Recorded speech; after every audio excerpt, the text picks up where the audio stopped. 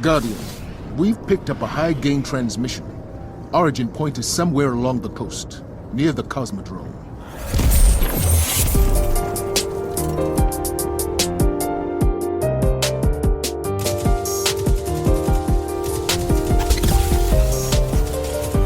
What is up, Guardians? This is Cosmodrome Radio, broadcasting on all frequencies from this dilapidated, beat-up old Russian spaceport, all the way to Titan, all the way to the the arcology, because we took a deep dive into the methane this week.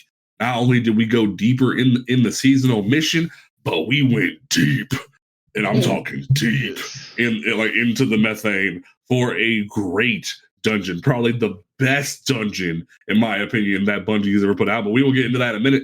Don't forget that you can listen to this podcast on Apple Podcasts, Google Podcasts, Stitcher Radio, Spotify, YouTube, all those great places. And you are able to then also check us out on Twitter. Make sure you follow us on Twitter at Cosmodrome Radio. And if for some reason you are just not able to search on Spotify for Cosmodrome Radio, you can go to cosmodromeradio.com and find the links there. If you are wanting to join the Discord community and be able to ask questions on the episode, make sure that you join the Discord community. That the link is in the description of each episode and on our Twitter. Make sure you check us out for that. And also check out the merch. The merch is still live, shop.cosmodromeradio.com. Make sure you peep that logo hoodie or that logo shirt for your squad. Make sure you peep that. I'm going to leave the Guardian Games merch for a little bit longer, so make sure you cop that while you can. And then we're going to get busy. We're even going to have a brand new merch design coming up in the next few weeks because, yes, folks, it is tomorrow. Well, when we release the episode, it'll be the second day, but today was the first day of Pride Month. And you know, straight up, that we are going to get our pride on because we all queer in this bitch. My name is Panel. Well, and one ally. But it's fine. But like, I still wonder. But speaking of which, my name is Panda the Paladin. To my left, we have the president of the Zivu Arath Sim Club. We have Dava. How you doing?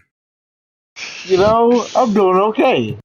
We are currently taking applications for anybody who wants to join. Come on down and see me in my office. You know, we got you. We got shirts, we got cookies, we got little buttons and stickers. You know, hey, come on down and have some fun. See, like now when Zivu's design gets leaked, I'm gonna have to like make Zivu Arath fan club merch now, just because we did this bit. Get ready for it. But then there's the other fan club, but like it's lost some members over the years. We have the still reigning president of the Oryx fan club, Miss Tower Mom. How you doing? Oh, I'm doing great. I have gone into the deep down dark, and I have my whole taken brood queen arc going. Y'all don't know. Y'all ain't ready for it. And then we have the sweatiest warlock in this room. Man will not get up out the crucible. Still struggling for his hand cannon. It's funny to this day. Alchemy, how you doing, bud? I'm doing quite well. Excellent. Love to hear it. All right. Let's go ahead and dive into the good stuff, ladies and gentlemen. As we know, the dungeon came out this past week. Ghosts of the Deep dropped. It was a fantastic dungeon. It was phenomenal, in my opinion. I will be the one to say it that the water section or the methane section between first encounter and the second encounter was a little long. The wrong way as well. I wish we could have had like one decently long section in the first half and a long decent section in the second half, because it felt like we were getting a really good exploration in between 2 and 3, and then like you just drop into the boss arena. It felt very jarring. But other than that, I think everything about this dungeon was on point. The lore, first encounter, I feel like could have been a little bit more like explanatory, because if you had no idea what was going on. Like straight up, when me and Alchemy and Deva first did it, straight up, we thought we had to like sit at the altar and protect it, like they were gonna sacrifice at it or something. Nothing ever happened. And I'm over here sitting there killing all these ads for no reason. It was just like, what are we doing? So I feel like a little bit more guidance from that aspect would have been dope. But other than that, I genuinely feel like this dungeon hit every mark I wanted it to. It gave me challenge. It forced people to actually have like optimized builds to a certain extent. It forced people to prioritize ad clear weapons as well as DPS weapons. You couldn't just like do one or the other. You actually had to think on your feet. Otherwise, them thrall were going to eat you alive. And I really dug that. I really enjoyed that aspect of it. A good twist on the Hive runes, because for a while, the Hive runes, especially in Witch Queen, kind of felt a little dry because of how they were used in Pit of Heresy. But then you bring them into like in for a third time as an activity, and you did something different with them, and you made it like very revolutionary from that aspect. And I really enjoyed it. I was hyped to even see the Lucid Hive. Like, we ain't seen the Lucid Hive in a year, and it was dope. So shout out to the narrative team specifically. And once again, shout out to the Zivu Arath fan club, because your girl killed it with the lore fragments. Kimberly Brooks needs to get some kind of award, because, like, similar to Deborah Wilson with Savathun, y'all just came in swinging. Y'all didn't hesitate with these performances, because you knew there was big expectations for these characters, and you swung deep with these. And I'm still like impressed with Savathun, and I'm equally impressed with how they went about with the direction for Kimberly Brooks as well as her performance. So like, this probably, like, I still have fond memories of soloing Pit of Heresy, but in terms of and that being my first dungeon experience in Destiny 2, and that and just also like has my favorite weapon of all time, Xenophage, in it. But in terms of like boss, in terms of mechanics, in terms of everything, I think second favorite raid next to Pit of Heresy for me. But in terms of like consensus, I feel like this is my favorite dungeon of all time. That's where I'm gonna leave that. Tower, Lord, Hive, Goddess, how you feeling about this dungeon? Okay, I have to agree with you. Kimberly did an amazing job. The lore, the nods to the Books of Sorrows in the memories that we pick up, and the fact that they're even calcified fragments from the freaking Dreadnought in D1, like they brought that back and made that's the collectible is a fucking calcified fragment. Love that nod. Love especially the initial lore piece that you get. The first two pieces of dialogue are basically directly taken from the Books of Sorrow and are just her perspective.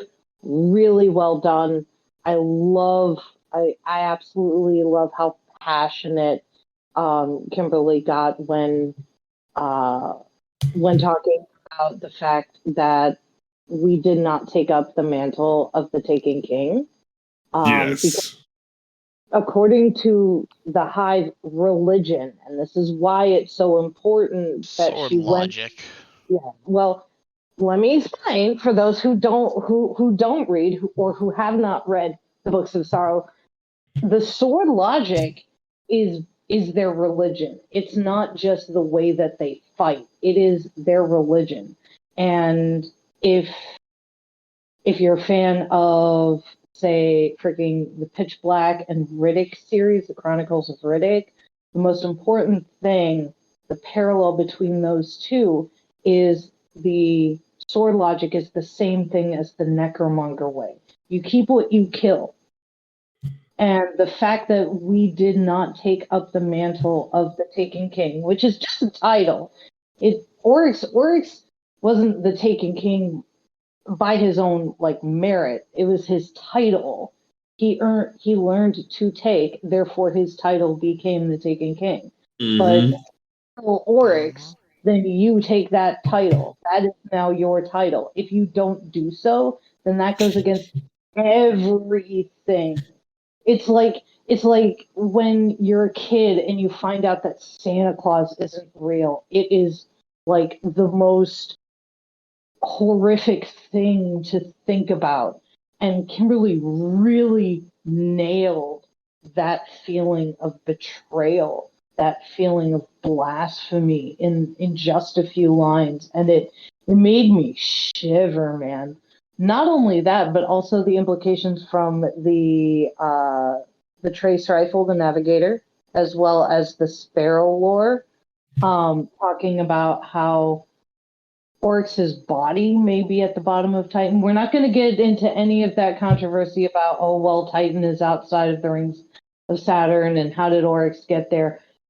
Fucking space magic, okay? Well, no, hold on. We actually learned recently from a piece of lore that how it happened, because it goes back to the Royal Chase Scout Rifle from Season of the Hunt. Yeah. Okay, I'll have one back up again, but I don't want to lose my train of thought because you know how I can do that sometimes with my autism. That's fair. Autism. But Gotta love it. Exactly. I'm autistic. I'm autistic, okay? And if I lose my train of thought, I will lose it and it'll go by. Anyway, so with Oryx being at the bottom, the fact that Oryx's body is still in a way active, he's still like absorbing knowledge. He's still kind of aware of what's going on. He just can't react to it. Not only that, but like later on, there's I can't remember exactly which lore piece it is, but the freaking hidden go down into the dungeon area afterwards to go and investigate Oryx's body, and well, I believe it's 3 hidden. One of them is Fellwinter of all people. So yes, we've once again heard from. We've gotten some word from Fellwinter today. But they go down and they realize that the initial team that went down before them literally went insane just by being around his body. It calls back to the whole anomaly on the moon and the people who are studying that. It goes back to. It ties into Clovis and his stuff with clarity. It just it blows my mind how the writers at Bungie just weave all these different tales and bring back nods and just make everything's intertwined. And I really love how Bungie does that. And shout out to Robert Brooks and Thickest Yosh for writing some really, really heavy innuendoized lines for Zivu Arav. Like, that's all I'm saying. Mm-hmm. You're gonna have to go down into the dungeon yourself, see one of you those. So great praise from half the board so far. Alchemy still chasing after his trace rifle. How you feeling about this shit?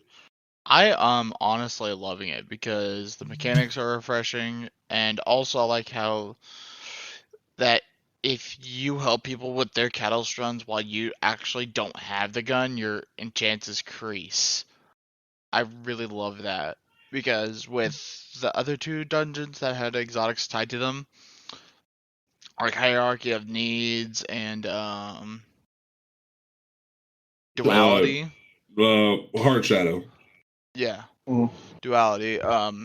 You don't have if you do the catalyst, you can't help other people get the weapon. It doesn't give you a drop increase at all, and that I honestly really like that because that gives more incentive for people that don't have the gun to help people with the gun get the catalyst. Yeah, very dope. Dava, president of the Zivu Arav fan club. How you feeling? You know what? I'm gonna go out and get a whole fucking t-shirt made just for this. Oh my god! You guys see, this is the thing now. This is the thing. You I made this love thing. it. I love it. Rolling with it. So y'all had better get ready for the president of the Zivu Arav like fan club to just be in town, man. Look, I'm here for it. But as far as this dungeon goes, first of all, I want to shout out the fucking environment team because they made a gorgeous dungeon, like a feast for the eyes. 100%. I don't think they got enough attention and enough praise because too many people were too busy trying to be first or get it done. I'm telling you guys gotta slow down and enjoy the experience because I was that entire dungeon for the first time. Dave, you and me need to go down there together because Like I've been, I'd love to just when there's no timer on dungeons and stuff like that. I just sit and enjoy. Like I look around and shit. You and me, man. We just gotta like take a weekend vacation, go down in the dungeon, just Jesus. definitely. I'm telling you, that raid was absolutely. I mean, Yeah. not raid. The dungeon was absolutely fire, man. I love it. It was fun. Like I kept people laughing the whole entire that You boss really fight did. You really because did. it is the first time is really weighing on you. I could tell so many people were like, "I'm so done with this. This crazy motherfucker is just bomb blasting on everybody, man." But I had fun with it. You always gotta have fun and make fun your number one priority out there, Guardian. Definitely. Every time and twice on Tuesday. Don't forget it. Like your left foot. Don't forget it, bro. But ultimately, for me, I gotta give it like a solid, strong 9 out of the small little hiccups that I had a problem out of pale in comparison to just how just gorgeous it was. The mechanics could have been a little bit faster, but I think that's more of a like solo run like thing. If you have a team, it shouldn't go that long. Something to add some intensity to those solo runs for those guys out there that feel like stuff is too easy for them. There you go. Have a little bit more fun. You get more than one day this time around. There you go. But Yep. other than that, I had no complaints. Like maybe a little bit more Zivu. Other Oh than my that, god. He wants more like hey, Zivu, Bungie. He needs more Zivu. I need more. Look, hey, I have a saying, and my girlfriend hates me for it, but like legit, you only got two options with D, right? When you go up against Diva, you got two options. You can go on a box or you can go on a weapon. And Zivu just exemplifies that for me. Like, look, match made in heaven. I'm telling Yo, you, we look. Jesus. hear from Devo for like a week if they freaking do a face reveal of Zebu, man. He gonna They just come into the podcast and just be kinda like, already did. we had a small one Kinda in the background. We had a a small one. small glimpse. And look, I'm all for bunny ears. That's all I have to say about it. Like, look, Oh my I'm god, for he it. said I'm all for bloody ears. I'm done. I'm done. All right, all right. Let's dive into the nitty gritty. So, controversy has swept the Destiny 2 fan base once again Oh no. because the top player base has said, "Bungie, we don't like this." Well, let me rephrase. The top player base, which includes the low man players, the day one street or the day one raiders and whatnot. Notable names being folks like Gladded and Salto Greppo, have come out and said that while they enjoy the dungeon, while they had a great experience with it, they do not think that it should have it should take that many damage phases to defeat the boss, especially when a solo player has to attempt this dungeon. And there should be no reason why it takes upwards of 6 to 7 to 8 damage phases to complete as a solo player. That there should be different things of that regard. This is gonna be a heck of a conversation because as most folks know, I went ahead and popped off on TikTok about this. I have one of my largest TikToks ever, apparently, with this discussion, and there ended up being a lot more division than I thought there'd be. So what ended up being really funny about it was there was the like top percentage of people in my comments that were either saying, "Oh no, people just need to get good," or there were some people, especially like lower skill players, that were saying, "Yeah, that boss has a lot of health." The main thing that a lot of people were misunderstanding about my statement and what the statement of people like Glad and Salted Grandpa were, they were saying specifically about the solo experience that the bosses had too much health. Now, multiple people have cleared the dungeon solo flawlessly. Heck, Salted Grandpa himself with a 3-man team completed the dungeon in 13 minutes. So entirely, half their arguments are already flawed, if we're being 100% honest with you. But in terms of the actual situation itself, and I will echo what I said on TikTok, was this dungeon, while we know it was created a year ago, feels like especially if there was tweaks made to it prior to release, it feels as if the difficulty spike of this dungeon is in response to people's complaints about Root of Nightmares. That Root of Nightmares was too easy, that the boss's health pools were too low, and they were too easy to one phase. This is Bungie's response. This is, well, you want harder content? Fine, we'll give you harder content. Similarly to what happened with the beginning of Lightfall, where they upped the difficulty very much. And people turned around and said, wait a minute, we don't like this. And it's like, you can't have it both ways. I will be very firm on this one, straight up, is you either want hard content or you don't want hard content. But then there are the top player base that said, well, making bosses bullet sponges doesn't make it hard content. Says you. And they're like, well, that makes it boring. It doesn't make it challenging. Have you seen those moths in that boss room? Them moths will ruin your life. Yeah. A single moth will wipe you out. Like that freaking boss whips up her moths like she's like in Dark Souls with Homing Crystal Soul Mass and ruins your whole day. Jesus Christ. So when you're like when I'm hearing all this different discussion and whatnot, and the one thing that Glad brought up that I want to specifically speak on is why doesn't Bungie, especially with the solo system of the dungeon, bring or reintroduce health scaling like they've done with the Legend campaign and things of that nature? Why isn't there health scaling for these harder dungeons like Spire and like Ghost? And my response to that is, who in the hell said it was solo player content by itself? And the reason why I say that is just because there is a triumph in the seal and you get an emblem for completing it solo flawless or whatever, or even solo just to have increased odds of the exotic, doesn't mean the content was meant for one solo player, at least at a casual or even a mid-tier level perspective. Case in point, and I was going to make this its own section originally before all the drama happened, but I wanted to specifically bring it up. So there is a team on YouTube this past week where they're having a specific thing called Project MMO. It's part of Preach Gaming, where they go through different MMO RPGs and test their new player experience. And recently, they did a video talking about from Lightfall onward, the new player experience for players. And they straight up said it's freaking horrible. There's no direction.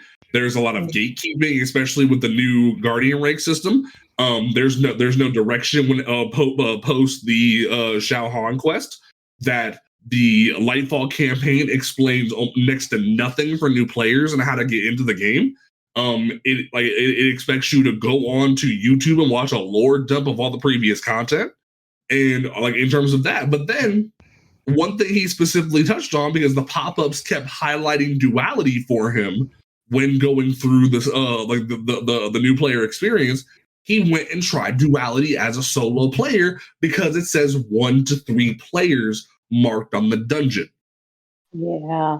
So if a new player is constantly being prompted by Bungie to go into a piece of content and they wander in and they get their butts kicked even at a lower level by this dungeon that's not specifically meant for one player, they're going to have a horrible experience. This dungeon specifically, regardless of if it having the emblem or the triumph, whatever, I firmly believe this dungeon was not meant to be soloed by a casual player or by a regular or like a even like more mid-tier full-time player like all of us here on the show. This was not meant for that. This is meant for the top percentage of players because the top percentage of players did all the complaining.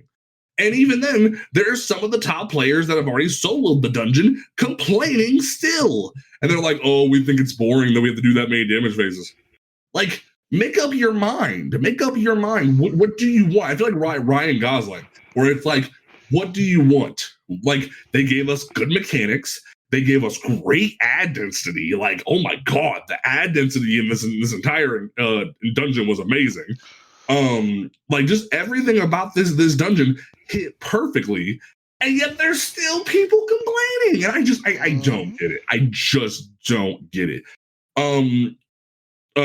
Tower, like you're the more casual of us when it comes to the game, and I want to like get your perspective on this because frankly, I just don't get it, and I really don't understand why. Like it's a problem because frankly, once you figure out how to optimize your build, you can crank this bitch in 3 phases, like straight up 3 phases. You're out the door, and then there's people that are saying it should be able to be 1 to 3 phased as a solo player, and I just don't see it. So like, holla at me. So first of all, even with the confidence that I've built, especially in the last year with build crafting and stuff like that, I will never touch a single dungeon solo in this game. Period. End of story. It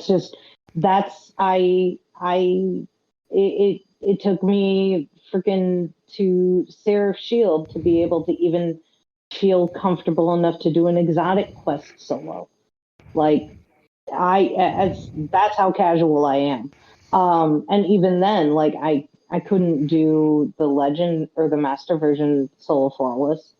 So I can't imagine, like, I get that there are people out there who want the high, the high challenge and stuff like that. And honestly, I agree with you. This dungeon, even just the first encounter, which is just a fucking puzzle. Like, it's not even, there's no boss in that room. It's just, kill things, follow Wrathborn goo, get symbols, come back, dunk your symbols. It's that simple. But because of the ad density, it is incredibly difficult for a solo player to do at my level.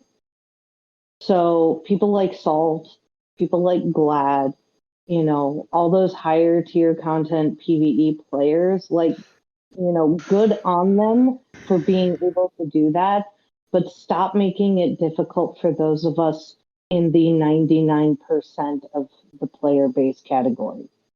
Like, you need to understand, not us, but them.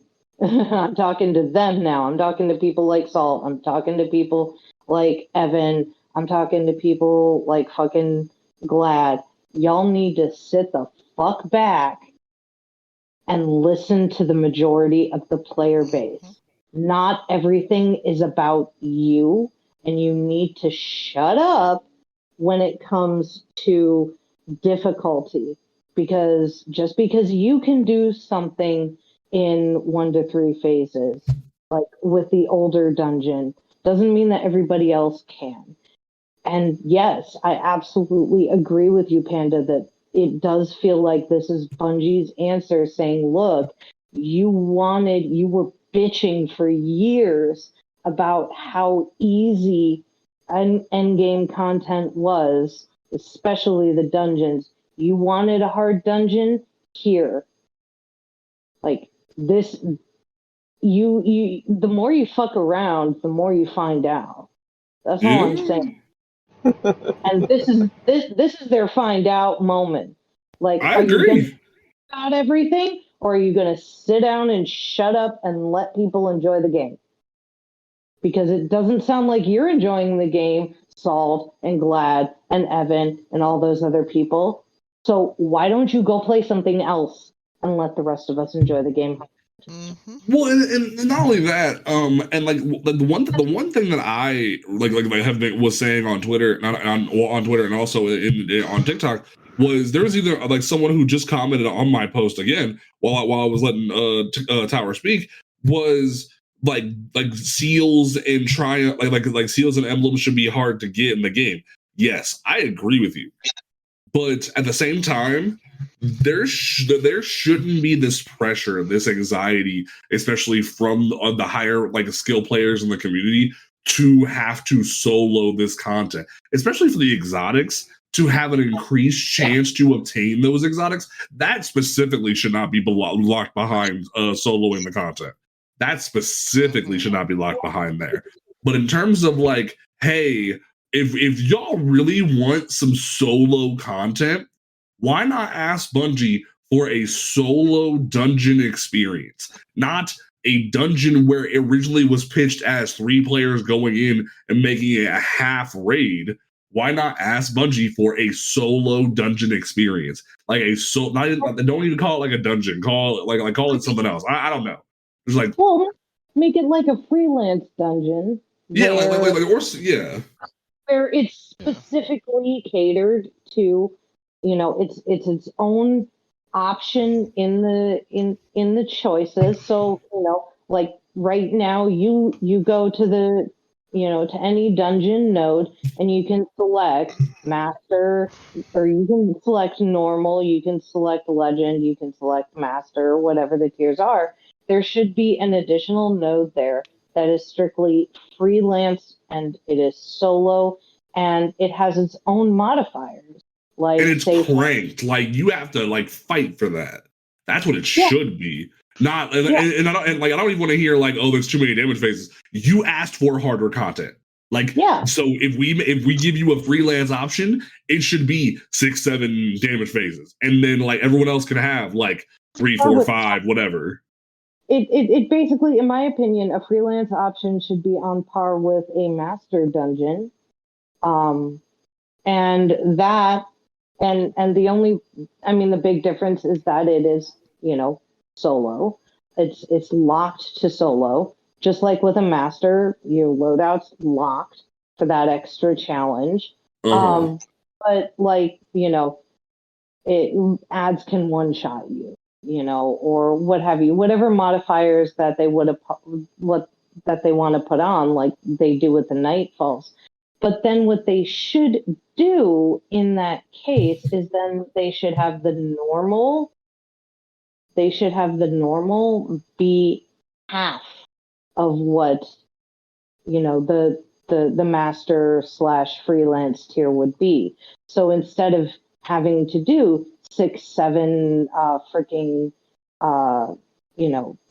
damage phases like you have to do right now in Ghost, scale it back. Actually scale it back for the casual players, so that way we can have the chance to even just try and solo it, because dungeons are not match made on their own. You can go into a normal dungeon solo and attempt to solo it. But the problem is that the normal version of this dungeon right now feels like a mini raid, and it really should not feel like that. The way that it feels right now is it feels equivalent to a GM. So you're of the opinion that it should just be weaker across the board, not even what it is right now. What I'm saying is that people should have the choice.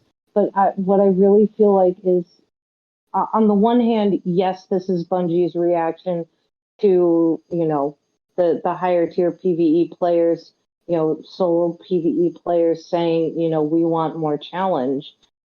What I'm saying is, what they should do is they should have a challenge mode for the dungeons when they come out, but the normal mode should feel more like a legend Nightfall rather than a fucking GM or raid, which is what it feels like right now going in on normal. So just to clarify, you are of the opinion that the dungeon is too hard right now. I am of the opinion that the final boss definitely is too difficult. Because that's the argument that they are presenting, is that it is too hard. The health pool is too large. I'm saying it's fine the way it is, and that they need to stop complaining. And now, like, you're entering a counterpoint. Okay, so you asked me what I feel like as a casual player. Yeah. You know, as someone who's, you know, just now really getting into Sherping and, you know, only just recently been able to build craft and things like that.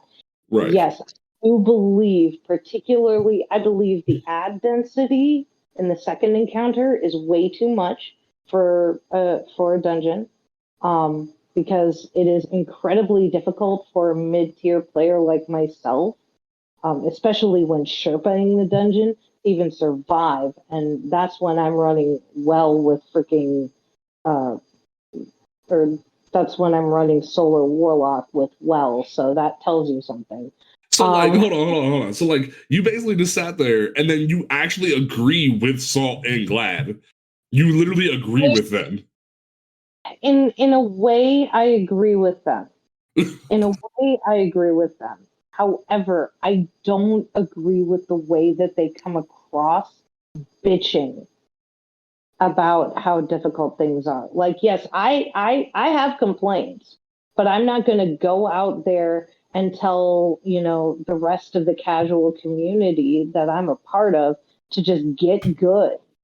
Well, I don't even think Salt and Glad specifically, or like the higher up players, were saying get good. I think it's their followers that are, especially in my comment section, that were saying get good. They specifically had even said they love the dungeon, they love the experience, but they still feel the health bar is too large, because some people even calculated that that I believe the final boss has more health than Atheon. I definitely feel it's too large for solo players. However, I was able to 3-phase both bosses in a team of 3. On my day one clear, once we got the mechanics down, we 3-phased both bosses. Easy. Okay, so like, the problem was ad density. The problem was the ad density in the middle encounter with Egger, and the fucking you know, not being able to fucking survive the onslaught of moths every 5 seconds. Okay, so let's actually have like a real discussion here, because you actually agree with them. Like, that's the crazy part about this. Like, I sat here and like had this entire stance of, no, the dungeon is not too hard. It actually makes you optimize your builds and whatnot, and actually put the effort in. And then you came in and was like threw like dirt in their Glad and Assault's faces when they're actually agreeing with you. That they had no malice, they had no disrespect to the community. They were even advocating for an easier experience, and you're actually agreeing with them. And like that's actually like a real discussion we can actually have here. Of, hey, I disagree that the ad density is a problem. I think the ad density is right on point, because it actually makes you actually have to prioritize different things. Make sure your build is on point. Mm-hmm. I think like the biggest thing is Waveframe grenade launchers and Witherhoard specifically were made to be a priority, or even your abilities, because you couldn't just like coast and use basic guns to get through the experience. So I think, especially for second encounter is perfect in terms of like its balance, its ad density. It feels very reminiscent of Pit of Heresy's what are those totem things called? The plate encounter. That's like the plate encounter in Pit of Heresy, where you keep dunking the orb over and over again. It feels like annihilation plates. Yeah, the annihilation, the annihilation plate. Thank you. The annihilation totem, the annihilator totems. Those specifically, it was very reminiscent of that, where you had to complete your goal while dealing with the ad density, and I really enjoyed that. So I think, like, in terms, yeah. So like, on the one hand, I can see where you're coming from, where, you know, where it is similar to the Annihilator, but at the same time, when those ads, when the, you know, most basic red bar thrall can one shot you, and that's in normal, it can be really difficult as a casual player. It can be incredibly frustrating. You have no idea. When I was like So just I'm on my gonna. Sherpa runs alone, like I'm literally dying more than the people that I'm Sherping. Deva. Okay, so not to like be the that guy, right? I think that whilst you both have some merit to your argument, right?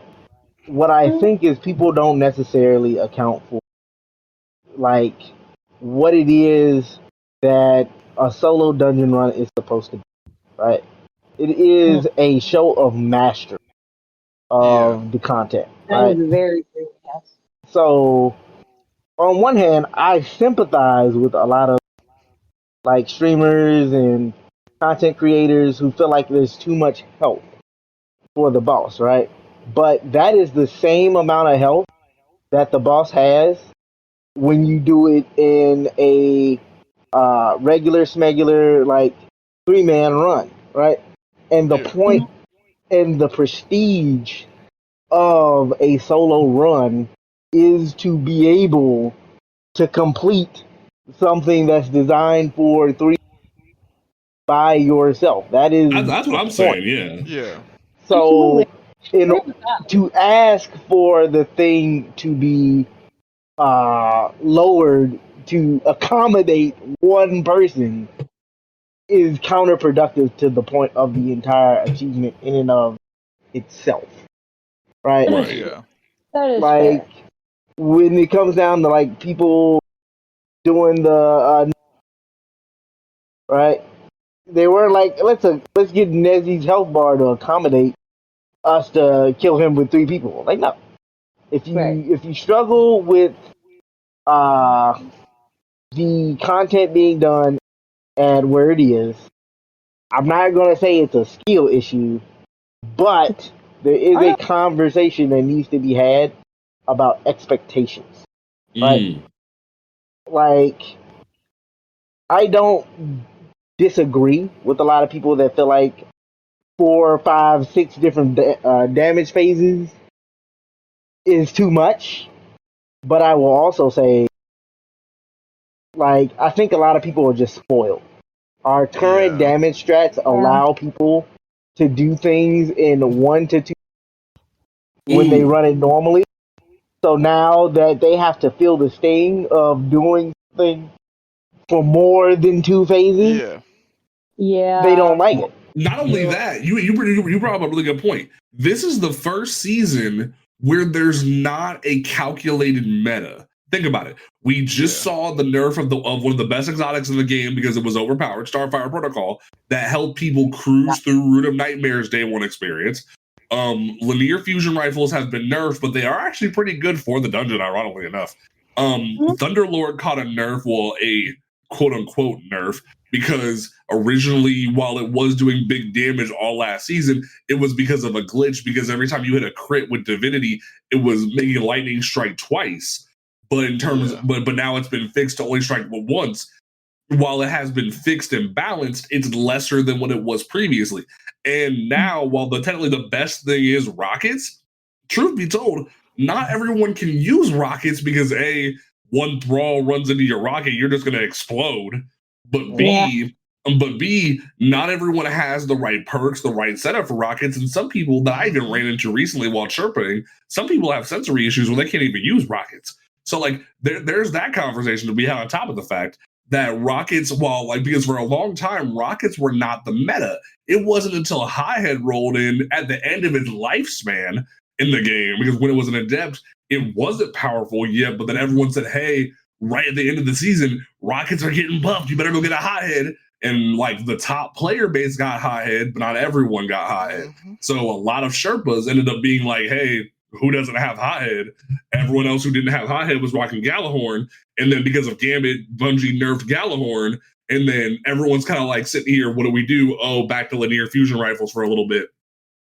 And even with the introduction of Season of the Haunted and things like Chill Clip, not everyone did what they were told by streamers and content creators to go farm chill clip rockets and whatnot, or even use the free one, Palmera B, that Bungie gave us. Not everyone knew to go do that because not everyone's as knowledgeable about the game. One conversation that we were having off stream recently was not everyone reads the TWAB like we talked about in the podcast, but not everyone even listens to YouTubers and whatnot. Half the people still don't even know that the flawless pool is gone from trials, because that was a whole conversation last week in PvP. Was people still didn't understand that flawless pool was gone. There were still LFGs saying on Sunday saying non-flawless pool, know what to do, whatnot. I was like, because they didn't know. And it was depressing because not everyone knows how the communication works in the game, and that's at the fault of Bungie. So in terms of the difficulty, I think the difficulty is in a very healthy place, but I agree with Davo where not everyone knows what to run for DPS because until we found out from streamers, no one knew that Arbalest makes the boss stay in one place if you shoot Arbalest to break its shield, which is pretty much a glitch on behalf of Arbalest. And even then, it's a new strat or new boss mechanic where, like, similar to Nezi, where it is teleporting everywhere and making things difficult for people. So not everyone is used to that kind of mechanic system. So they're not optimizing their DPS correctly, and they don't know what weapons are good. Hell, we had no idea going into the dungeon that Legend of Acreus, one of my favorite shotguns, was going to be meta for Edgar. And we went in there and we found that out. I was unloading. I was so excited when I saw, I think it was Jixer Clyde had freaking Legend of Acreus. And I was hyped because how much I love Legend of Acreus. So, like, that was an innovation in its own right. So there's still a lot when it comes to this that people aren't used to. But that doesn't mean the dungeon itself has a problem. It's just that not everyone is used to that kind of experience. And when Bungie doesn't properly label their content, properly communicate with their player base, that means casual players are going to have a harder time with this experience. Yeah. So Alchemy, your thoughts on this entire debacle? Okay, coming from someone that soloed a dungeon last season, that being Spire of the Watcher, when I did my solo run, it took me 4 or 5 damage phases, even as a starter Arc Hunter, which is one of the best DPS supers burst DPS supers in the game. It still took me like 4 or 5 damage phases to kill the boss. Mm-hmm. And that's with like an optimized loadout and everything. And I think it's perfect where that it is right now because, like, if you can 3-phase a dungeon boss made for 3 people to do in 2 to 1 damage phases, then, like, why even have that as a thing in the game? And not just make it like a story mission or something. Hell, I'll still be the one. I'll still be the one to say it. I remember Season of the Splicer. We had hyped up Coria Blade Transformed in the content for so long that the only reason why I didn't Thunder Crash her whole health bar out was because they gated it. They gated her health bar to make it go multiple phases. So, like, there's been times where Bungie has just been like, no one cares, just destroy the content. But this, like someone who Alchemy was just saying, there should be no reason for that content to be that low if you can easily destroy a boss like that. There should be some challenge when it comes to a DPS cycle like that. Tower, your response? I don't even know. I feel like you're simmering. No, I'm not. I'm letting y'all do your thing. Well, no, because your input matters, and like the casual perspective definitely needs to have a seat at the table here.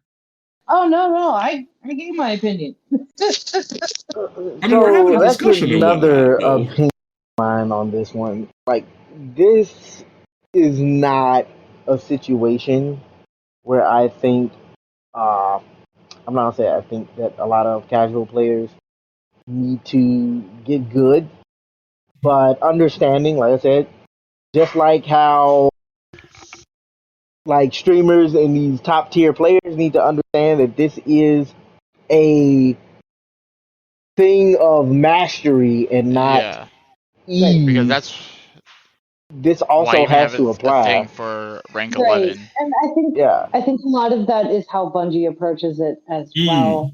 Yes. So Especially with that's the the next part. yeah.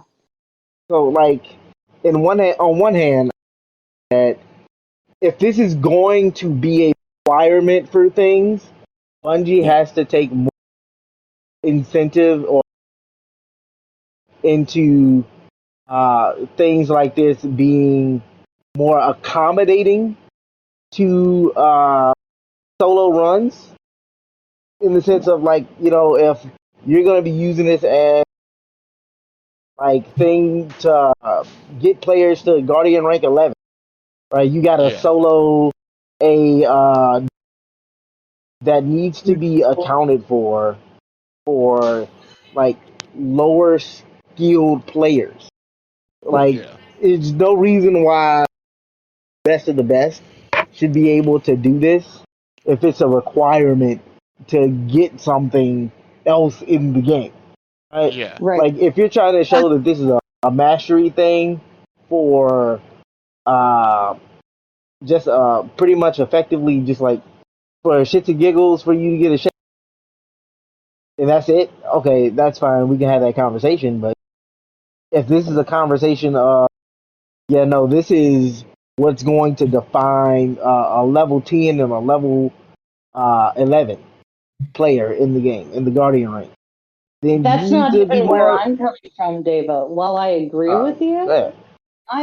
my issue is that if I've run the dungeon now a good 6, 7 times, and if I want to be able to even increase my chances of getting the freaking exotic drop, if I'm required as a casual player to do a solo run of the dungeon just to be able to increase my chances of the solo drop, then I should be able to approach that as a casual player.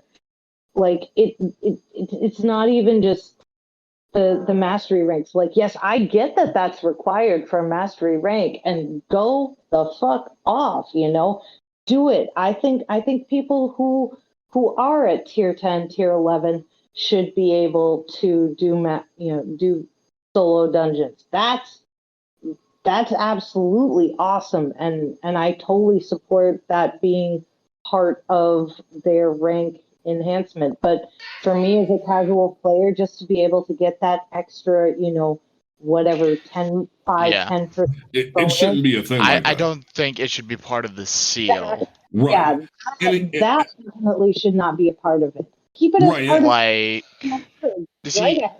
in my Yeah. opinion, I think it should be replaced with like, oh, do a 3-man flawless and get an increased exotic and chance. And also the thing about it is that like because here's the thing. I think like partially in terms of the entire situation, we should go back to how it was with Shatter Throne and Pit of Heresy, where the complete like to get the solo flawless or even just the solo isn't a part of the seal. Yeah. It should be solely a part of like in collections in your triumphs. If you went solo flawless, you can get an emblem. Not it's fully dependent on you like getting the seal. Because if you get like every collectible, if you complete the like all void, all solar, all arc, all clan, whatever, and you've proven you can master this. I think the best thing that Bungie did, especially from like I think it was Deepstone Forward, or actually it was Garden Forward, is that the seal isn't required on the flawless. The seal is dependent on you having fully mastered the content, not flawlessing the content. Flawlessing the content or soloing the content should not be part of Paragon. I'll be the one to say that specifically, because look at someone like me, like Alchemy, like David, like Tower, who spends weeks upon days Sherpaing people through content. We're able to complete the dungeon or even complete the dungeon on Master. That should be the requirement if we're Paragon, if we're being completely honest. That should be the requirement, is completing Master Raid and completing Master Dungeon, not completing it solo. Because if we're really being honest here, no dungeon should be able to be soloed as a sign of mastery. You should be able to show that as a group, as a fire team, as what the game intended originally as a fire team based game, that you're able to complete the content efficiently and have mastery of it. Just like to this day, Petra's run is like should never be a part of the Queen's Guard seal or the Ribbonsbane seal, because God help you trying to find a Petra's run team, because because that whole raid to this day is a nightmare just to Sherpa through, let alone freaking let alone get through with a full correct squad. Because you could get every egg, you can be Morgeth with your hands tied, but there should be no reason why you should have to flawless for that seal despite Alchemy having it, and he's laughing in the corner because he knows he completed it. But in general, I still feel there should be a separate triumph list for solo players, or what Tower was saying, a separate a freelance option for solo players, and it not be dependent. Because someone like me, I did 37 Warden of Nothing GMs to get a perfect God roll Wendigo, but I'm not a Paragon in the game.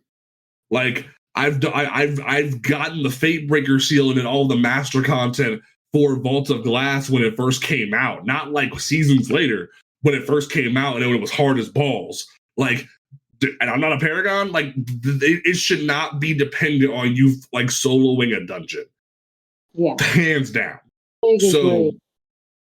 So that's why I'm very firm on this dungeon is perfect from a difficulty standpoint in general, because it shows that you're especially for second encounter, you're good. It shows that you're good at clearing ads without dying. You're able to utilize your build and get things done a certain way. Even for a casual experience, I will give Tower for a casual experience where you're just doing your first dungeon.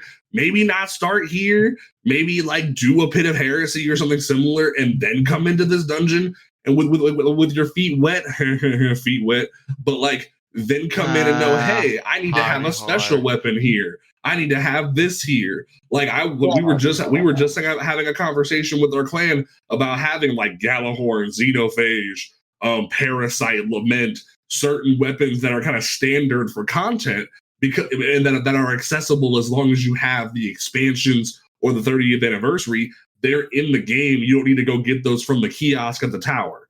You can go get those in game and be useful to your teammates, because someone figured out that Xenophage destroys both bosses. So that's awesome. So in general, you're able to I think the difficult while we having a little bit of division here, I think Tower is right from a casual fresh out the grave. It's only been a few months. It can be a lot. Let me just say, even with running well, with healing rifts and 100 resilience freaking build, I was still dying to all those ads so many times. Really? I have the bestest time. I love, and Panda will tell you, I love hanging out up top and waiting for wizards. This is where I want to be. He had Orpheus rigs, and he would sit there like a crackhead and keep shooting his bow, and it was funny. Drop each other and just obliterate them. I did a run with one of our clanmates to help him out with the dungeon since he was not around to run it. And up top, in second encounter, you definitely need add clear weapons, because hell, I was running double specials for the first time in a dungeon, the amount of heavy that spawned was just stupid. Yeah. Ridiculous. Oh yeah. Oh But, yeah. but even that right But there, that's a conversation that everyone's been having recently when it comes to double special. Not everyone knows that if you run double special, it like gives you free ammo or even heavy ammo spawns. Not everyone knows that. They come in with like a gnawing hunger and something else. Because I was watching the a friggin' these dudes doing like Preach Gaming doing their Vault of Glass clear, and like because they were told, hey, we want to do a raid like to get the full experience. These guys with almost no experience in Destiny whatsoever went and did the new version of Alta Glass. They went in there with like basic legendary GLs. One dude tried to Fist of Havoc Atheon. Like like casual players don't know all these certain things. So when it comes to basic ad clear, I can see Tower's point from a certain extent where it's like certain casual players have no idea what the hell they're doing. Like they have no idea what's coming in here. But in terms of like, can't be like balancing the game from the casual experience is not the proper way to balance. Just like balancing it from the like most top tier players can't be the like mindset behind how you balance. You have to balance from the perspective of a competent player, not somebody that's just fresh out of the grave, not somebody that's been playing or that's been around 16,000 years and they can't be stopped. But a legitimate player that knows just basic rules of how stuff goes. But also, I am of the opinion that you cannot and should not balance the game for players who absolutely don't like know what the fuck is like they only want to play a specific way, right? They have their mindset on like a specific play style. Statement you just made. That's a great statement you just made. They don't want to change it. Because I remember my day one where somebody came into third encounter with a fucking hand cannon and shotgun. And I'm like, why? Why are you doing that? There's no good here. Or like someone like when we were running third encounter, someone said, I want to run deterministic chaos because deterministic chaos is going to do a bunch of damage. And we sat there and watched as he did no damage. And then when he was saying like, hey, I'm dying while I'm trying to run across with planets, and then I would kill the Centurion, he would just die from a freaking Scion. And it was like, why are you not killing ads? I look at his build. Dude's got like 5 resilience. All of his stuff's based around charged up and stacks on stacks to get all the armor charges he can for things. And I'm like, you're not optimized for this. Like you're not. And he was running a strand loader. Yeah, he was running strand loaders and stuff like that, but not running the correct stuff. And then when we told him, hey, you should probably change this, and even his friend told him, hey, you should probably change this, you're right, he left. He straight up just left. So like I get what Dave is saying. There's an expectancy by the time you get through like strikes, PvP, Gambit, and you learn like enough about the game that you come in with like a knowledge of, okay, cool, like I should probably use this weapon and this weapon. Not, hey, I only love sidearms. I'm only gonna use sidearms for every piece of content.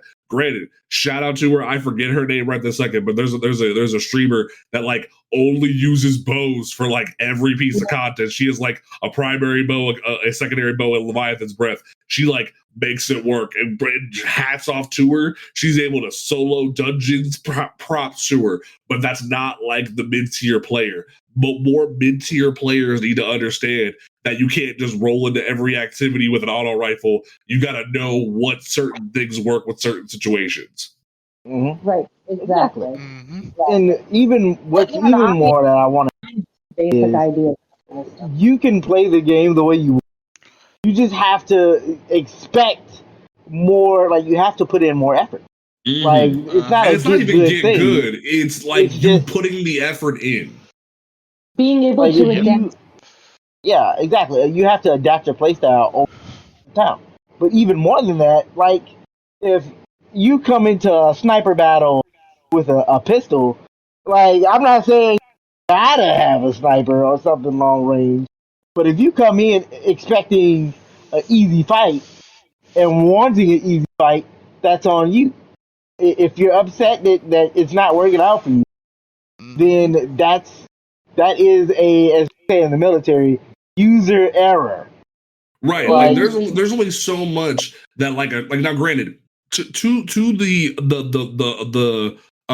devil's advocate there. That's not like there should be no expectation from Sherpas or from different people like that or are leading people through raids to be like Gallahorn or Kick. No.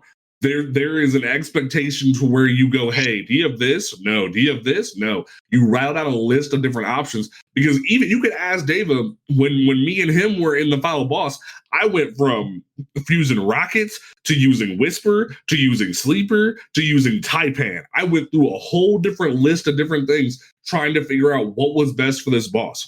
And even in certain circumstances, not every weapon is going to be top tier for a situation. So you shouldn't expect everyone to have it. There was even a situation where me and David were taking one of the clan members through it, and he was like, we were like, hey, do you have Thunderlord? I don't have the catalyst. Okay, cool, that's fine.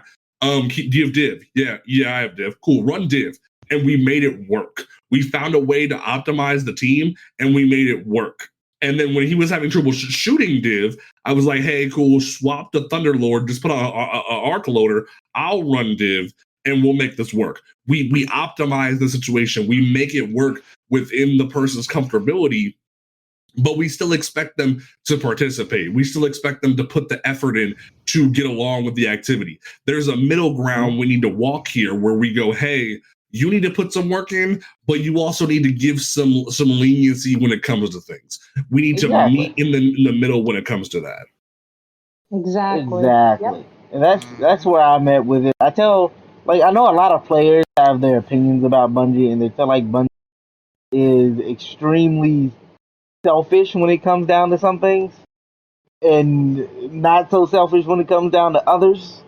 But I always have the mindset behind it of, look, when it comes down to this game, sometimes you just gotta get good. Like, I don't solo dungeon, that's just diva. I'm like, look, I would rather spend my time doing other fun shit instead of trying to meet a requirement.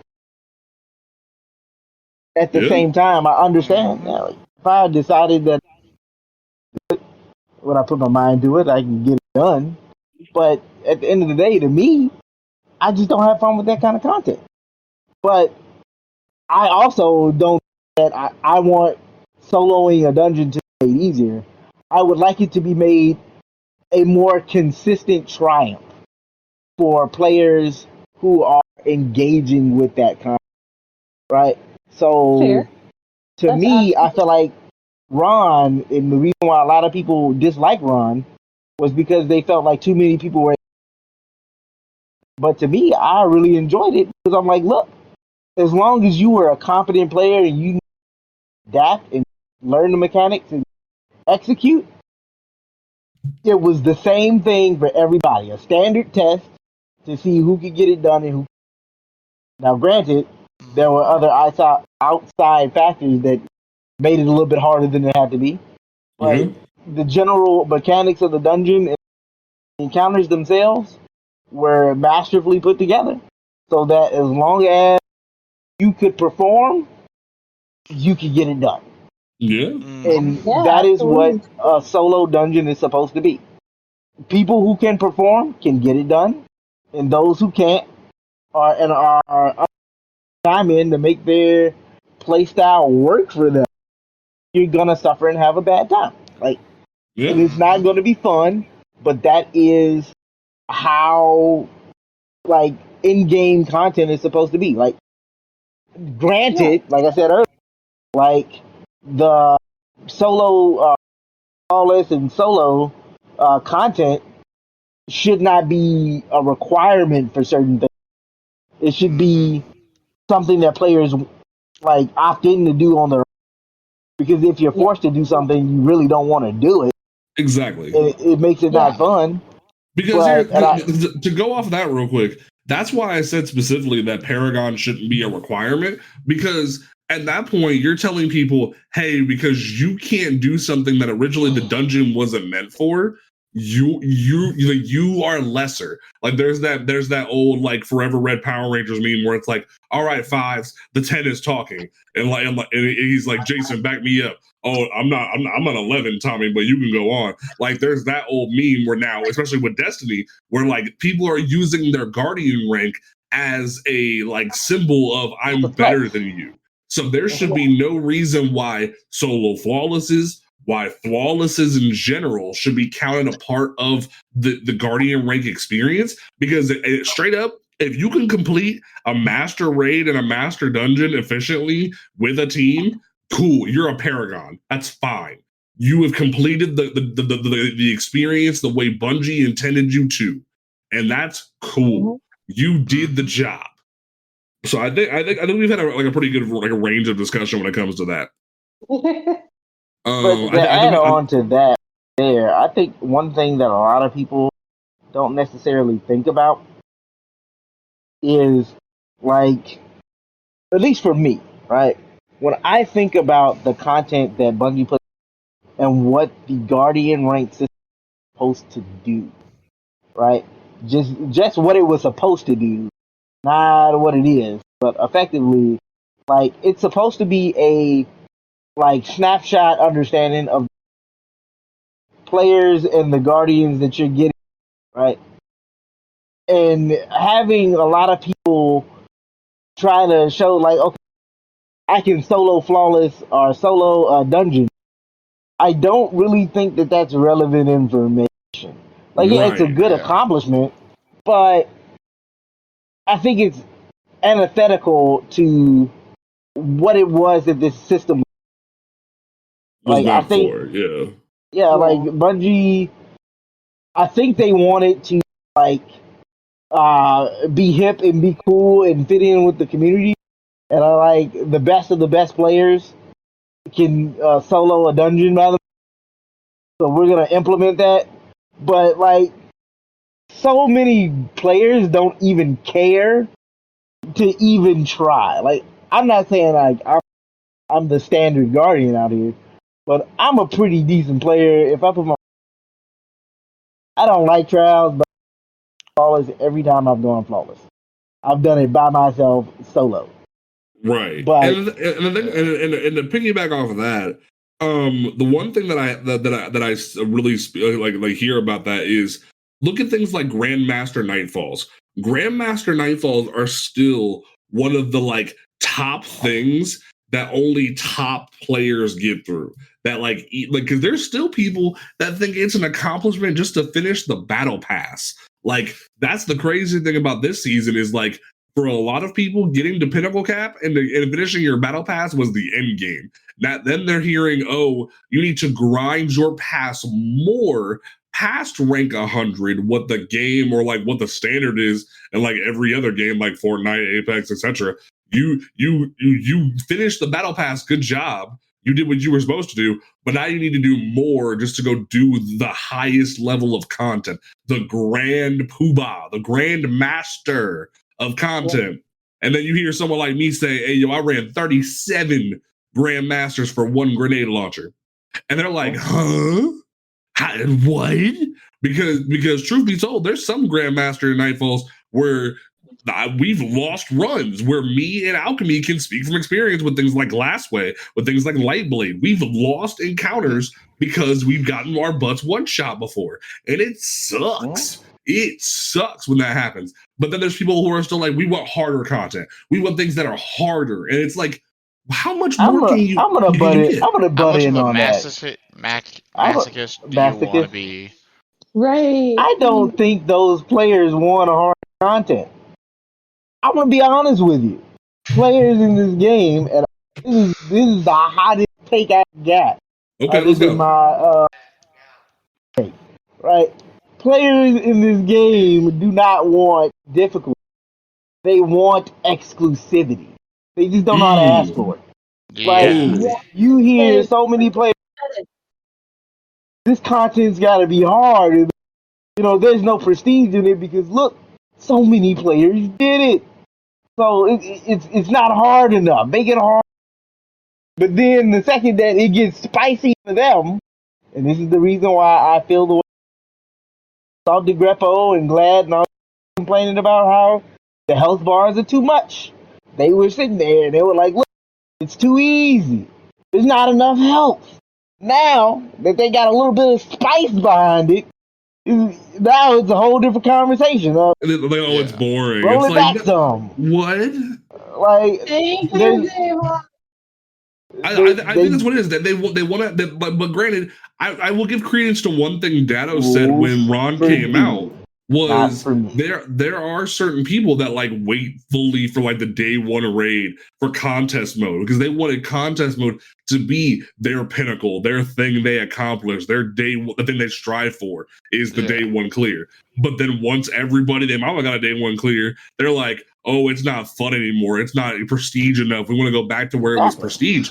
That's not even logical because the content was difficult to a certain extent. Maybe not for you, but there was hard content for other people. Even if like there were certain circumstances where we had optimized teams, where we had every like base covered, and certain people just didn't get their clear, and that's how this game is. So like, I think we just kind of cracked the code a little bit. But I want to leave. I've been saying this for years now. But we'll definitely come back. Go ahead. But we'll definitely come back to this at some point because like this is going to be an ongoing conversation, and I still to this day I'm like, hey, yo, so glad y'all to come on the show and hash this out. Cool, that's fine, but we're gonna have a civil conversation. There will be no like crazy arguing and nothing like that. We're gonna have a civil conversation because there should be space in content for everybody. There should be the ability to like there should be no just like me of only like 5 people accomplished this. Like if you can say you accomplished it, cool. Now if you're the world's first to accomplish it, cool, great, grand, wonderful. No yelling on the bus. Like and I also like no one gets that reference. That's so funny. But like in general, like in terms of the situation, if you completed it, you did good. You mastered the activity. Because the fact that I'm able to do 37 GMs in one season for one of the GMs, that shows I have pretty good efficiency in the motherfucking game. And that's what I'm gonna leave that on. Now, let's dive into the crappy, like screw the top tier players and screw the casuals. They're nothing compared to these heathens. So last week we talked about how and granted, both last week's episode and this week's episode are going to be releasing at the same time because not only because of some drama that happened that we'll be touching on next, but also because of some personal stuff that like some of us were already dealing with. So both 36 and 37 are being released in tandem.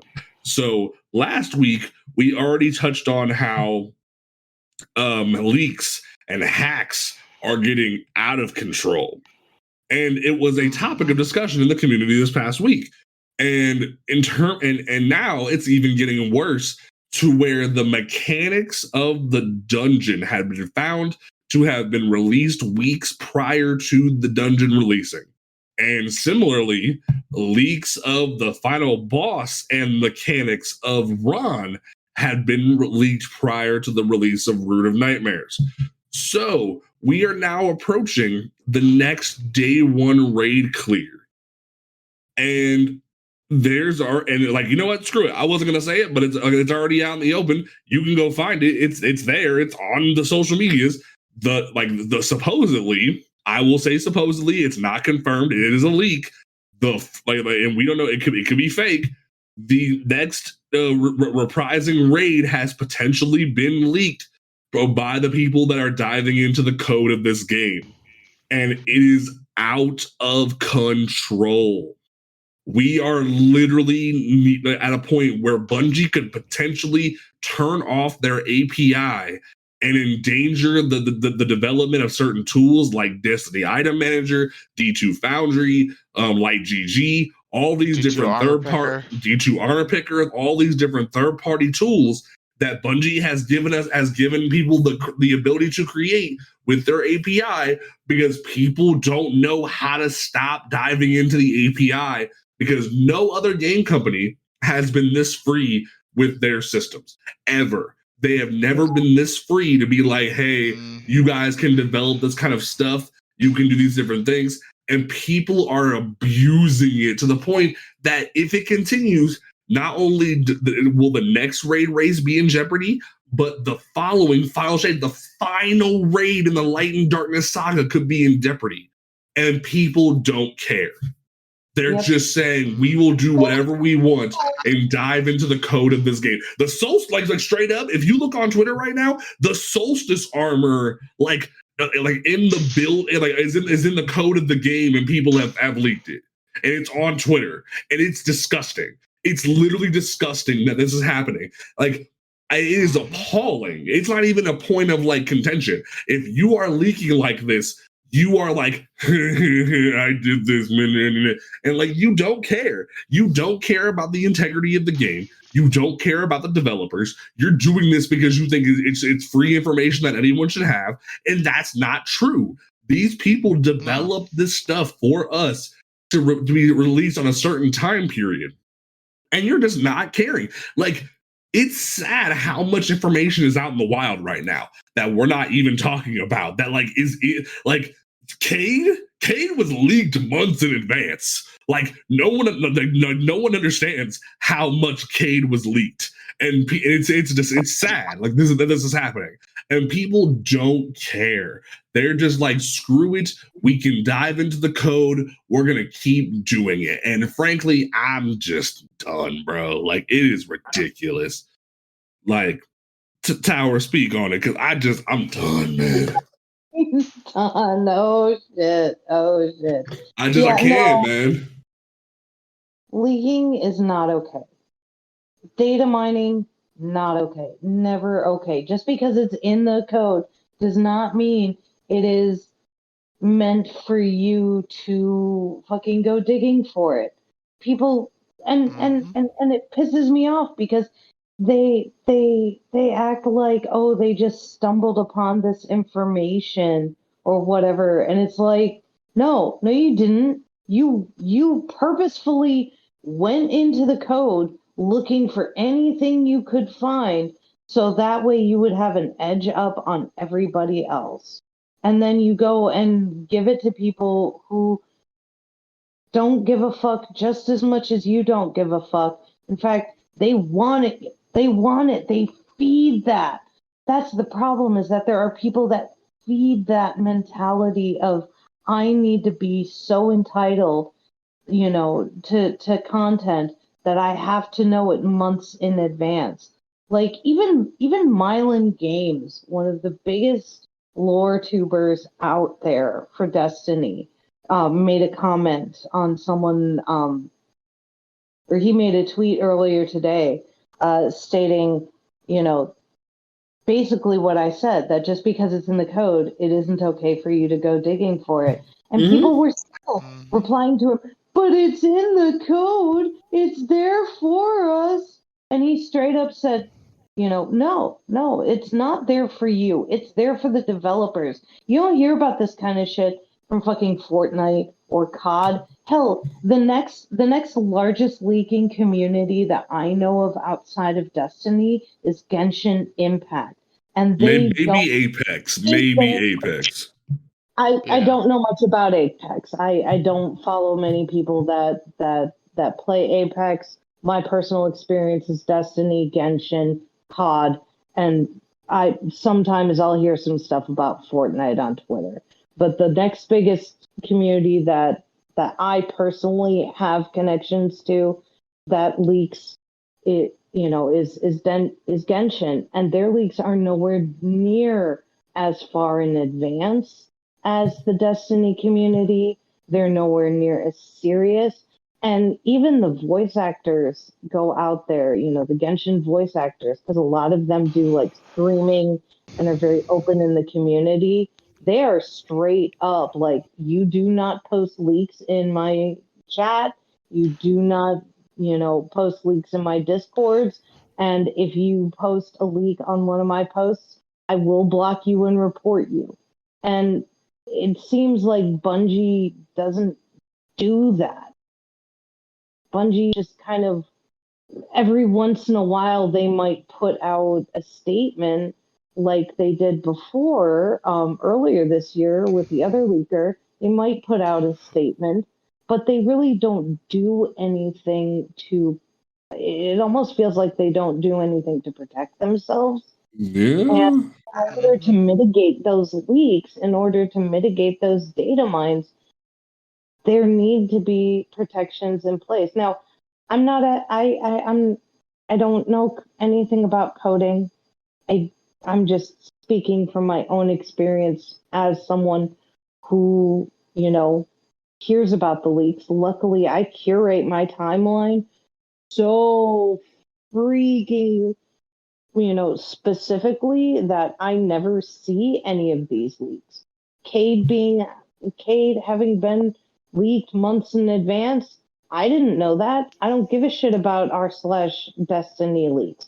I was I'm say I not. saw it on Twitter and I didn't tell anybody about it. I kept my mouth shut because I knew that was going to be a crazy thing that happened. That was, yeah. Again, that's I don't see it because I curate my timeline. I don't actively engage with leakers, and when people do leak, or data mine and post those, if it does come across my page, I immediately block that person. That's how curated my timeline stuff is. Here's one thing that I'll add to it. Like in terms of like the whole Mylan thing, the people like I love the people in his comments that are like, oh, just like don't like story leaks, don't look at them. That's not the point. That's not the point. You're not supposed to have this. Like Right. literally the thing that Mylan's talking about on Twitter is the fact that the mid-season cutscene, similar to how the season of the Seraph mid-season cutscene has already been put up on YouTube, and like Bungie can't really do anything about it. Yeah, I actually came across it while I was freaking I had YouTube up and it was just auto playing some Destiny content, and I didn't realize what was going on, what I was seeing, until I freaking heard the dialogue in the cutscene. I was like, oh crap, but I can't stop this. I can't, I was stuck with what I was doing. It was either I stopped doing what I'm doing, which was really important for me to do, or I have to basically turn off my friggin' Xbox. But I couldn't do that because I was in the middle of a really important freaking business call. I had it playing up in the background just as background noise. And I looked up and there's the freaking mid-season cutscene. Like, thanks. Like, yeah. So and it's so freaking frustrating. Most I definitely. have a bit of a different opinion, right? Okay. And my opinion, granted, is not going to be liked opinion in here, but I feel like there has to be a conversation between the community, right, and acceptable behavior, right? Right. I don't believe a lot of people in our understand the concept of acceptable behavior and then even place and a code of ethics, right? Mm-hmm. I'm not necessarily against data mining, like getting information before it's exactly. I don't suggest that people engage with behavior, but I'm not mad at players for wanting to, because Destiny as a game, like story wise, a lot the like appeal to it is like wanting to know more, right? And the devs do a very good job at all giving the player with like the sense of, oh man, I can't wait what's next. So that, along with the fact that some people get to look under the Christmas tree and sneak and get a glimpse of the presents for Christmas, there has to be a conversation of like ethics behind it. Like a lot of the player base like that, but so much of the Destiny community, as far as like streamers, content creators, so much of the content is based around FOMO. Mm-hmm. And being the first person, the new information, and spreading that new information, it's starting to rear its ugly head and like legitimately become a problem, because now you're starting to see where the problems that I've been talking about for months and years now, where new content comes out and the first thing that you see is gotta go get this weapon now, don't miss out on this now, you only got so much time to go. That is that same instinct behind that content is the same thing that drives people like flooding inboxes, Twitter, and everything with all this information with these leaks. It's Mm-hmm. got to be the first to talk about it because for some reason that's a thing. Like, But hey, did you see also, that? Hey, did you see that? Like, it's the same thing. exactly, and you And unleash it's this. also the entitlement. Yep. I think a lot of players, like, you gotta remember, like, vast majority of like Destiny's player base, like young adults to uh middle-aged people. And for the middle-aged people, like, sure, people like us, 20s, 30s, 40s, like, yeah, we have the discipline to understand that it's not just about our experience, but a lot of kids play this too. And And what's it's the first thing impressionable kids as do? hell. Exactly. They see the thing and they're like, I got to tell my buddies. Because for a lot of people, they don't really care about the story, like on a massive, massive scale. It's not a make or break thing. A lot of them just want to know what's happening next and what content they're gonna get to enjoy later, and Right. that is something that drives this. Like, I need to know what raid is coming so that we prepare for World's First, Yep. or my our day one, or what content is coming up, so I can get excited for what's next and all that. Like during season of the Haunted, toward the end of it, going into season of the Plunder, one big issue that I had was I was very unsatisfied with how Bungie went about the marketing for Season of the Plunder, or Mm. Season of Plunder. Like, one thing that I recognize, this is just a general marketing strategy, is to create a feeling of anxiety in people of like, gotta have it, gotta have it, gotta have it, I can't wait, I can't wait, I can't wait. That's That probably what's made it frustration. worse, honestly. That's probably what made it worse. Exactly. This idea of waiting until the day of, even this season, they waited until the Exactly. day of to tell Yeah. people what this season was about. And that created this like animosity probably in the league community Well, where they want to Yeah. figure out what's going on. Like it was to the point where like they had to flat out tell us at Lightfall launch of like, oh, it's called the Season of the Deep. And we're like, that probably means darkness stuff. But other than that, we had no idea what was coming in here. Plunder, Seraph. We didn't know what was up with Seraph other than the they day did that before for a they reason, though. They huh? did that.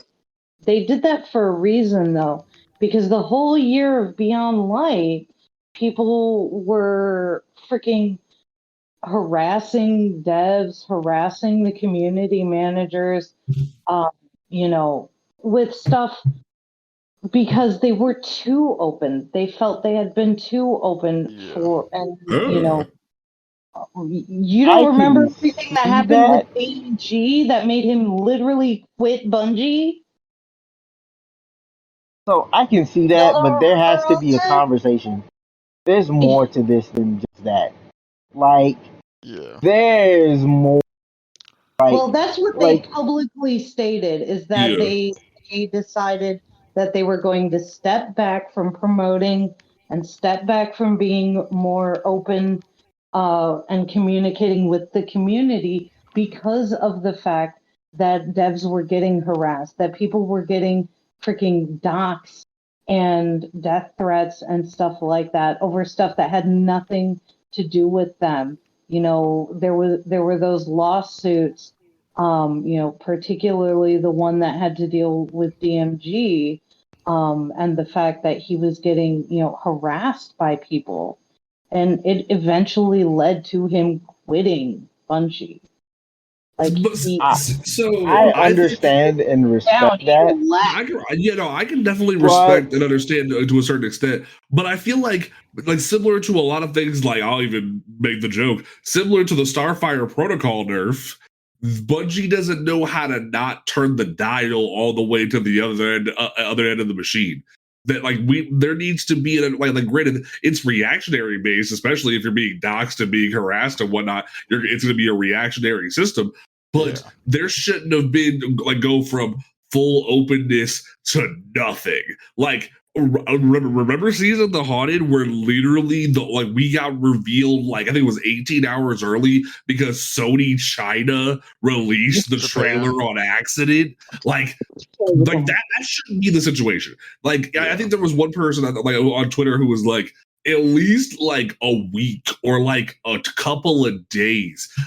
Give us a trailer or a teaser a couple of days in advance, and not that little thing they did with Slow where it was half of a transmission and a picture of Titan. No, the seasonal trailer should similar. I remember it was Season of the Risen. They gave a Season of the Risen like a trailer about it, a big picture of what the season looked like a week in advance, and I was like, good, not the Risen, the Chosen, where Zavala's standing on some rubble and has Kaido's big ass head in the background. That was a great trailer, a great lead-in. It was that's a perfect way to go about it, where you give people just enough to itch on. And they even had at the end of the trailer, they had that line from Savathun Osiris where it was "There's no light here," and that was so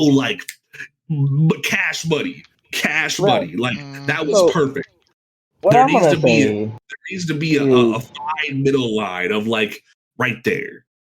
Yeah, and I think they're trying to find that line again, honestly, with the teasers and stuff like that.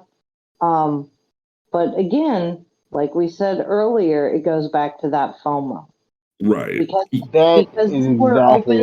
Because they were so open in the past, and then they stopped. And they're now trying to get, to basically kind of spoon feed us, these little bits Content, and pieces. yeah. Trying to get back to that point where they're more open. Yeah, I feel like I we don't should. think that's it. I don't think that's it at all. Well, what do you try to give it a good summary, because we got one more topic to touch on. Okay, so this is kind of a bigger con about.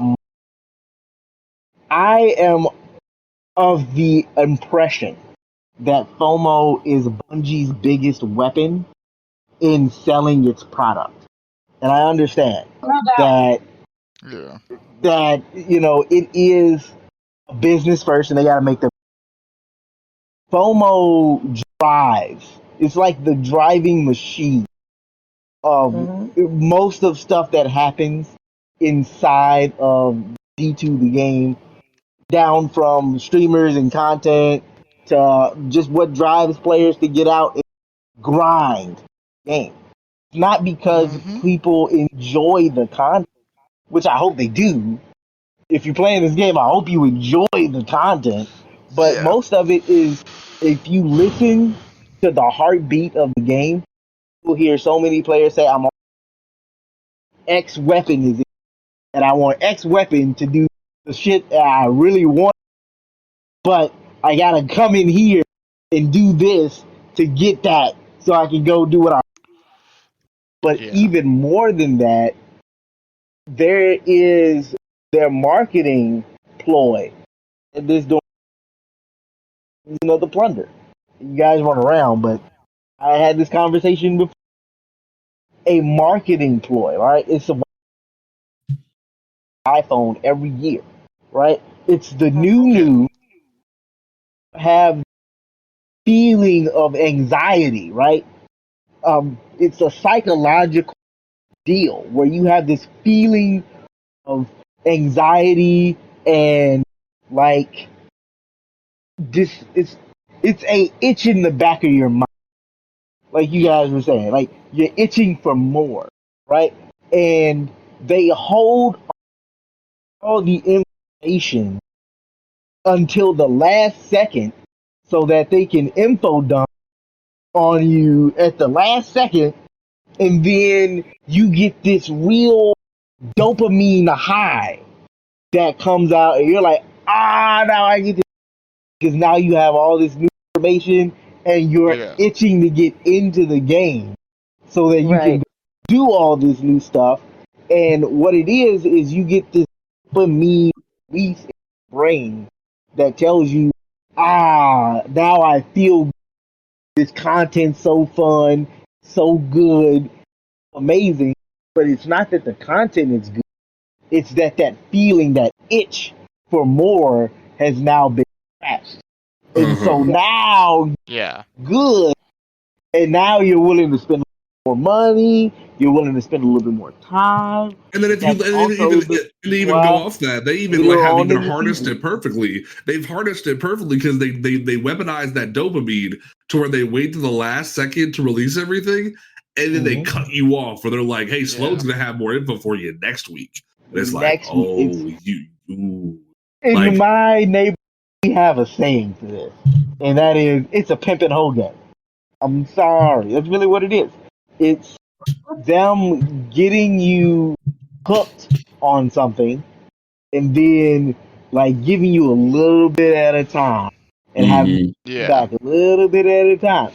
Say this is just general, like all around the world. This is a general thing. It's psychology. And like, Right. and I do want to highlight though, like, notice how we didn't just like bash Bungie for a whole hour. We said, "Hey, yo, stop leaking their shit." But also, Bungie could do a little bit better here and there. But also, Bungie was being attacked. But also, they could meet us in the middle. Like, we had a constructive conversation 100%. about this entire thing. 100%. Now, And that's diving into our last topic of the evening, real quick, because this is less of a topic and more of like a PSA kind of thing. The reason why you guys are getting episode 36 and episode 37 as a complete package, but also because originally there was some controversy that happened last Saturday. Last Saturday, I believe it was May the 27th. I myself was supposed to guest star on the Last City Radio podcast. Originally, Tower was going to go with me, but Tower had previously guest starred on the Guardians feed. Go check them out; they're good people. And she did an amazing job for Mother's Day. But then she decided to let me go on this one specifically.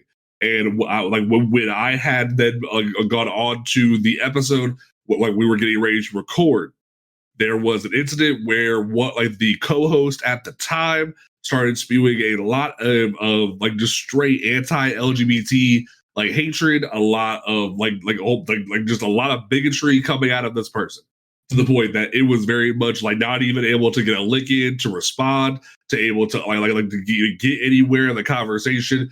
There was just venom spewing out of this person, a lot of anti-non-binary speech, and there was anti-Satan 14 gay, but I'm okay with Devram being gay because Devram's gayness isn't being shoved down my throat kind of thing.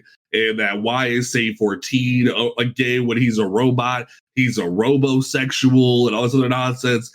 And saying that Destiny's writers team has gone too woke. They're not telling a story about a FPS anymore. They're telling a story about a soap opera and all this other nonsense.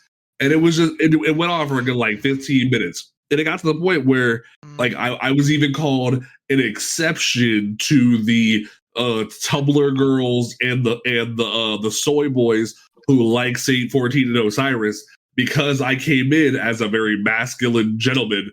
I was deemed an exception as for liking Saint 14 and Osiris. And at that the immediate statement, I left. I did not record the episode, and I did not continue. Now, as previously stated on a previous episode of the podcast, the majority, or even earlier today, because we said Happy Pride. As y'all know, 3/4 of this cast is part of the LGBTQIA plus community, and we have Dava, who's a nice ally, and he sips for Ziva. He sips for Ziva with a quarter. But in terms of the actual situation, we are never going to be able to be on the same cast as someone who deems that our existence is a problem. if you feel that my existence, that Tower's existence, that Alchemy's existence is a situation where you need to call it political, you can't sit at our table, flat out, because the idea of saying, "Oh, I don't want to make this about politics," it's not about politics. You have a problem with our existence. Same thing when me and Dava are called the N-word in video games. You want to make it about politics because we're black. No, it's not about that. You have a problem with racism. You are racist in that situation. And in this case, this person was very bigoted, especially when they were a person of color themselves. They were being very bigoted, and it was very funny to watch. But it reached a point where the main host of the Last City podcast made a statement saying that they don't stand for bigotry of any kind. And I originally had thought that it was a safe space to come on because they were a person of color as well. But, and this is the first time I'm saying about this specifically, originally we were not going to interact with the Last City podcast as long as that particular co-host was going to be on there. However, post making that statement, there was evidence that was presented to us that showed that that person had made previous statements stating that non-binary people were a problem prior to the episode that I was going to be on another episode that was live that had been edited in the post version of it, and the non-edited version was sent to me, and I'm able to confirm that this person had a history of bigoted behavior. So we were on top of the fact lied to by the host, the main host, saying that the bigotry had not happened previously. So while we are more than welcome to have members from the Destiny 2 community be on our show, and we are welcome to get, and we are more than happy to guest star on other shows. There's a lot of podcasts in the community. We will not stand for bigotry, and we will not participate in a show that stands for bigotry as well. That is not going to jive. That is not going to shuck. I'm not doing it. It's not going to, that's just not how this is going to work. And to even prove the point, we're having a special guest in 2 weeks. And and just to tease that, we will announce that on Twitter on Monday. So get ready for that specifically. That we will be having a guest star on the episode of June 16th. We will be having a guest star for that, and I know Tower is hyped, so that's gonna be a fun. So fucking hyped. I am as well. I think we all are. It's not even just who they are. It's the fact that this is the first guest that I was able to connect with and bring on the show. Mm-hmm. So that's a big one too. It's a big thing for me, having been, one of the newer co-hosts here. The fact that they were able to come on and we were able to get everything all scheduled and stuff. I am so freaking hyped. So yes, best believe we are going to stand as a and not everyone's going to say it, but we are the primarily hosted LGBTQ platform, and we are primarily hosted by people of color. That is what this is going to be. We have two whiteys in the corner that are queer. We have me that's black and queer, and we have a black person over there sipping for an alien. It's you leave my waifu alone. Leave out of there. Just promise me you're not going to change your gamer tag to Zevo or ass feet pics, and we're good. That's all I care about. No. Let him do it. Jesus. The name and the brand are too important to me. Jesus. Okay. But no, so basically, let's get ready for some big announcements. It is going to be a great month of Pride for us, and we are going to stick by what we say and how we go about stuff. So get ready for that. We will catch you folks. Oh, I got to do outros. I'm over here skipping stuff. Tower, what is your closing statement for the episode? My closing statement for the episode? I love the dungeon. I love the lore. I love pretty much everything about it. I am super duper hyped for our special guest. And freaking Bungie, get shit together. I love y'all, but get shit. Sounds good to me. All right. Alchemy, what is your closing statement for the episode? That this dungeon is all fun as all get out, and it helps people get people to help with other stuff that you might not normally do, and that it is really fun and perfect where it is. Amen. Dave, There you go. Other than simping, what's your closing statement? You know what? It's gonna be pretty hard, but I got. I'm gonna take my this time around, and I'm some of my fire team members. I've been checking in on them here recently. Things, so I got to shout out to my old fire team. To the Striders. Hey, you guys. I hope you guys out there having the podcast. So I hope you guys out there having fun. Look, Jimmy God Duke, I hope you out there doing fantastic. God Max, don't ever stop. I know you out there working hard. Archangel Lucky, stay up and keep great things. Look, your time is coming. And I can't forget about the one above all, Elder. Hey, keep it up. I'm gonna be seeing you guys here a little bit later. But yeah, look, hell, even to the goddamn mediocre bottom tier guard, my boy Far, hey, keep it going. My girl Jazzy, stay up, have some fun this month. Hey, and just like my boy H Kaz the used to say, I'm gonna end it just this way. I hope you don't come back and put a knife to my throat. But remember, Guardians, great game, great experience. Oh man, I'm about to. All right. If I don't make it, y'all need to go find HCAS and put him in a box for me. Jesus. All right. And my closing statement, as always, is there's a line that Saint 14 says occasionally when you're entering Trials of Osiris. He says, outshine the opposition. And I think that reigns true so much, specifically this month, when there's a lot of darkness going on in the real world, and the darkness tries to creep in to our community. We need to outshine the opposition, because there's a lot of things that try to fight against us, but we got to push through. So if you're feeling lost in this game, you need a home, we got you, hit me up. But if anyone tries to tell you you can't do something in this game, tell them no. Tell them no, I'm going to do it, because I refuse to let the darkness win. But like I know like recently on TikTok, there's been people who are like, never have a take again. Stop talking about destiny. Yada yada. I'm like, no, I'm gonna do what I want, and you ain't gonna stop me. And no goddamn thing you can do. Amen. You got Diva with the backup. Bring it up, Diva. You don't want to play with that sword logic, baby. It's not the one. Oh my god. Jesus. Okay, folks. We will catch you folks next week. We will catch you Starside. Peace out.